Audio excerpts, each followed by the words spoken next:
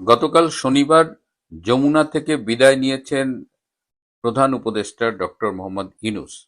তার বিদায়ের আগে তারেক রহমানের কাছ থেকে একটি প্রতিনিধি দল, খুব হাই প্রোফাইল একটি প্রতিনিধি দল তার সাথে দেখা করেছে। সেই প্রতিনিধি দলে ছিলেন তারেক রহমানের মুখ্য সচিব, তারেক রহমানের সামরিক সচিব এবং তারেক রহমানের বিশেষ সহকারী। কি কথা হয়েছে তাদের মধ্যে? এছাড়াও আপনারা জানেন যে গতকাল বিদ্যুৎ ও জ্বালানি বিষয়ক উপদেষ্টা ফয়জুল কবির খান তিনি তার সরকারি বাসভবন ছেড়ে একটি ভাড়ার বাড়িতে গিয়েছেন।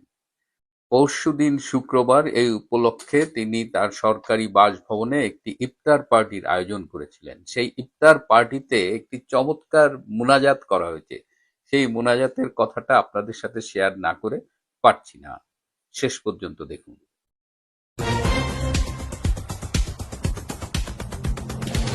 শুরুতেই ইফতার পার্টির কথা বলি। আপনারা জানেন যে পত্রিকায় অলরেডি খবর বেরিয়েছে যে উপদেষ্টারা সরকারি বাসভবন ছাড়তে গড়িমসি করছেন। আসিফ নজরুল তো বলেই দিয়েছেন যে এই বাড়িটার জন্য তার অনেক মায়া জন্মেছে, তিনি সেখানে ছাগল পর্যন্ত পালন করেছেন।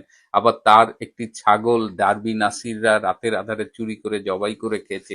এরকম নানামুখী ঘটনা এবং মিডিয়ায় যেটা দেখছি যে উপদেষ্টারা এখন পাবলিকদের এড়িয়ে চলছেন। তারা এই পাবলিকদের যে প্রেশার, মবের ভয়ে আছেন। এর মধ্যেই এই ফাজুল কবির খান তিনি ভাড়া বাড়িতে যাওয়ার সিদ্ধান্ত নিয়েছেন এবং এই উপলক্ষে তিনি একটি ইফতার পার্টির আয়োজন করেছিলেন। সেখানে সাবেক উপদেষ্টারা এসেছিলেন, সেখানে ডক্টর ইউনূসের প্রেস সচিব ডাস্টবিন শফিক ছিলেন, সেখানে দুদকের চেয়ারম্যান ডক্টর মোমেন ছিলেন। সেখানে একটা ভালোই মিলন মেলা হয়েছে।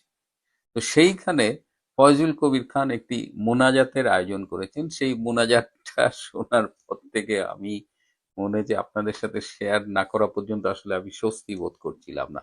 সেই মোনাজাতে প্রায় 10টা পয়েন্ট তারা আল্লাহর কাছে উপস্থাপন করেছেন, আল্লাহর কাছে চেয়েছেন। এটা দোষের কিছু না, রমজান পবিত্র মাস, এখানে হাত তুলে আল্লাহর কাছে চাওয়াই যায়। তো তাদের 4-5টা পয়েন্ট আমি পেয়েছি। তো প্রথম টা একটু বলি। হে আল্লাহ, তুমি বর্তমানে জামাত এবং বিএনপির মধ্যে যে দূরত্ব রচিত হয়েছে সেই দূরত্ব তুমি ঘুচায়া দাও। এই দুইটি দল একই মায়ের পেটে দুই ভাইয়ের মতো, তুমি তাদের মধ্যে সকল মনোমালিন্য ঘুচায়া দাও।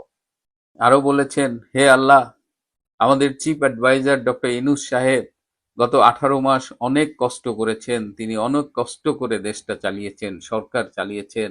যে কারণসমূহের জন্য তিনি ব্যর্থ হয়েছে, সেই ব্যর্থতার দায়ভার থেকে তুমি তাকে মুক্তি দাও। হে আল্লাহ, ডক্টর মোহাম্মদ ইউনূস বাংলাদেশের রাষ্ট্রপতি হিসেবে দায়িত্ব পালন করতে চান, তুমি তার এই রাষ্ট্রপতি হবার খায়েশটা পূরণ করে দাও। হে আল্লাহ, আমাদের বিরুদ্ধে ডক্টর ইউনূসের সরকারের সকল উপদেষ্টার বিরুদ্ধে অনেক অনেক অনেক অভিযোগ উত্থাপিত হয়েছে।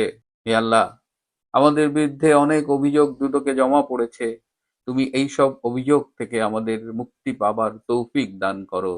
আরো একটি খুব ইন্টারেস্টিং দাবি তারা আল্লাহর কাছে করেছে, প্রার্থনা করেছে। হে আল্লাহ, এই যে 24 সালের জুলাই আগস্টে যত পুলিশ হত্যা হয়েছে, সেই পুলিশ হত্যার বিভিন্ন তথ্য প্রমাণ সাবেক শেখ হাসিনা সরকারের কাছে জমা হয়েছে। তারা অনেক তথ্য প্রমাণ সংগ্রহ করেছে। হে আল্লাহ, সেই সব তথ্য প্রমাণের সাপেক্ষে যদি বিচার হয় কখনো, তাহলে আমরা অনেকেই ফেঁসে যাব।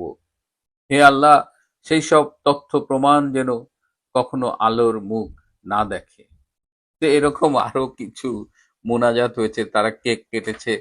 এখন এইসব উপদেষ্টাদের বিরুদ্ধে যে অনেক দুর্নীতির অভিযোগ জমা পড়েছে দুর্নীতি দমন কমিশনে, সেই দুর্নীতি দমন কমিশনের চেয়ারম্যান ডক্টর মোমেন স্বয়ং সেই ইফতার পার্টিতে উপস্থিত ছিল। তাহলে এখানে একটা কনফ্লিক্ট অফ ইন্টারেস্ট দেখা যাচ্ছে, যে কারণে মনে করা হচ্ছে যে দুদকের চেয়ারম্যানই তো তাদের লোক, তাহলে সেই লোক কেমনে বিচার করবে? তাহলে কি করণীয়?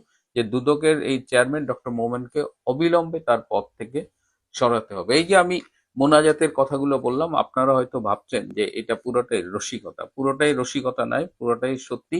এবং এই সমগ্র মোনাজাতের একটা ভিডিও আছে ডাস্টবিন শফিকের কাছে।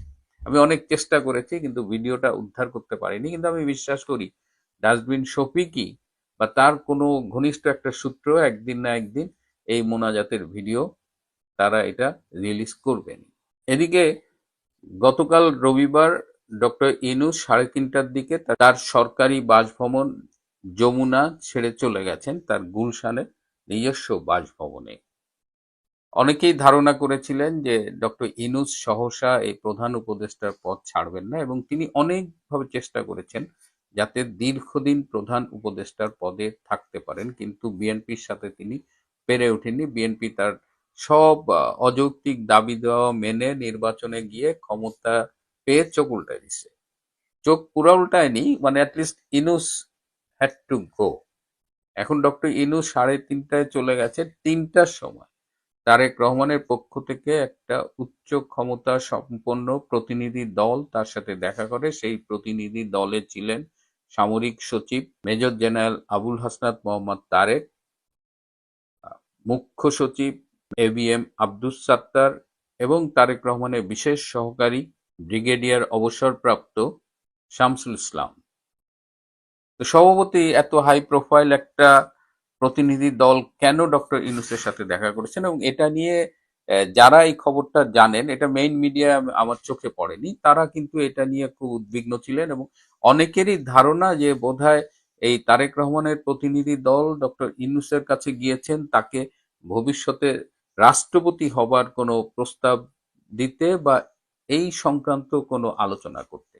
কিন্তু আমি খোঁজ নিয়ে জেনেছি যে না, ডক্টর ইউনূসকে রাষ্ট্রপতি হবার কোনো প্রস্তাব দেওয়া হয়নি, বরং সম্প্রতি যে রাষ্ট্রপতি শাহাবুদ্দিন আহমেদ চুপ্পু তিনি যে দৈনিক কালের কণ্ঠে 2 পর্বে প্রচারিত একটি সাক্ষাৎকারে ডক্টর ইউনূসের বিরুদ্ধে একাধিক অভিযোগ উত্থাপন করেছেন। এই প্রতিনিধি দল আসলে গিয়েছিল সেই অভিযোগের বিষয়ে আলোচনা করতে এবং সেই অভিযোগ সমূহ সত্যি কিনা, সেই অভিযোগের বিষয়ে ডক্টর ইউনূসের মতামত কি, সেগুলো জানতে গিয়েছিলেন।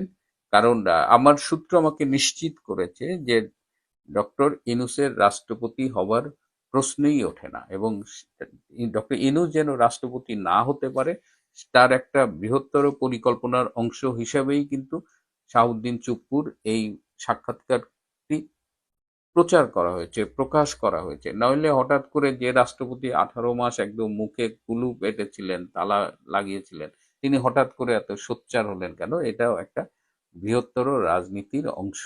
একটা ছোট্ট খবর দিয়ে আপনারা জানেন যে বাংলাদেশের পররাষ্ট্রমন্ত্রী ডক্টর খলিলুর রহমান সম্প্রতি দিল্লি সফর করেছেন। সেই দিল্লির থেকে তিনি জেদ্দা গিয়েছিলেন। বেসিক্যালি জেদ্দায় গিয়েছিলেন। জেদ্দায় তার উদ্দেশ্য ছিল ওআইসি যে ইসলামিক কান্ট্রিজ গুলো আছে তাদের সদস্যদের তিনি ইফতার এবং সেহেরিতে দাওয়াত করবেন, কিন্তু শেষ মুহূর্তে তড়িঘড়ি করে তিনি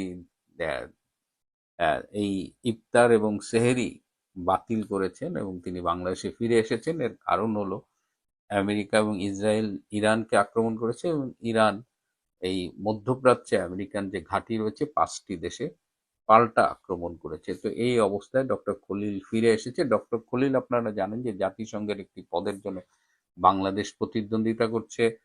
প্যালেস্টাইনও প্রতিদ্বন্দ্বিতা করবার কথা ছিল, কিন্তু প্যালেস্টাইন বাংলাদেশের সমর্থনে সরে গেছে। কিন্তু এখন মূল প্রতিদ্বন্দ্বিতা হবে সাইপ্রাসের সাথে এবং সাইপ্রাসকে ভারত সহ অনেক দেশ সমর্থন করছে। এখন দেখা যাক ডক্টর খলিল এবং বাংলাদেশ সেই পদে বিজয়ী হতে পারেন কিনা। প্রিয় বন্ধুরা, এটি মার্চ মাস, অগ্নিঝরা মার্চ।